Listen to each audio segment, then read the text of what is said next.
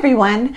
Today I'm going to be talking about self-betrayal and the levels of self-betrayal that are required to be in a relationship with a narcissist. Because the reality is, if you are with a narcissist, you will be required to focus all of your energy and all of your time on the narcissist, not on yourself. But even beyond that, you have to become okay with being degraded, insulted, humiliated, offended, ridiculed, embarrassed, demeaned, devalued, made fun of, raged at, ignored, neglected, cheated on, pathologically lied to, gaslighted, blamed for things you never did, thrown under the bus whenever necessary, emotionally and verbally assaulted anytime the narcissist feels like it, and you must live by a phony narrative that the narcissist has made up regarding him or her, you, your family, history, the present, and the future, among many, many other self-betraying requirements for the survival of this relationship. If you are new to my channel, I would like to take a moment and welcome you and invite you to please subscribe and be sure and hit that notification bell because I put out new videos every week.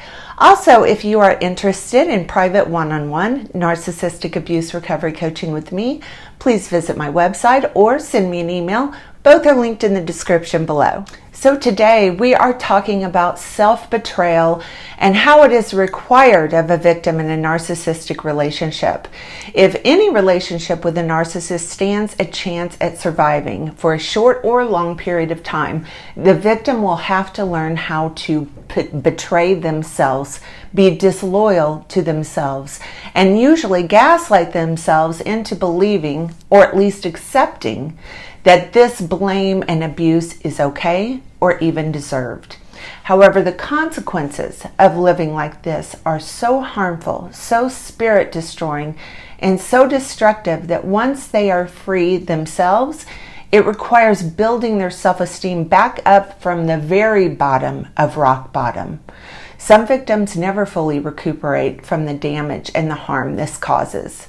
So what are some of the specific consequences of routinely betraying yourself in order to have the relationship survive? Because again, there are only two options. If you don't betray yourself, the relationship will end. And if you do become accustomed to the required levels of self-betrayal, the narcissistic relationship will survive, for a while anyway. But at what cost? At the cost of completely losing your authentic identity for one. Being subjected to this over a long period of time will also eventually penetrate the subconscious mind, where the core beliefs about the self are housed. Meaning, if you are exposed to a narrative which makes you into the bad guy, the ignorant guy, the problem, the burden, the perpetrator, the one deserving of the abuse, the eternal scapegoat and dumping ground for all of the projection the narcissist requires you to accept as true, eventually you will get to the point where you believe the abusive narrative. Basically, it is like killing off the true you, the real you, and giving birth to an identity that you know in your heart is not really you, but one that you must accept.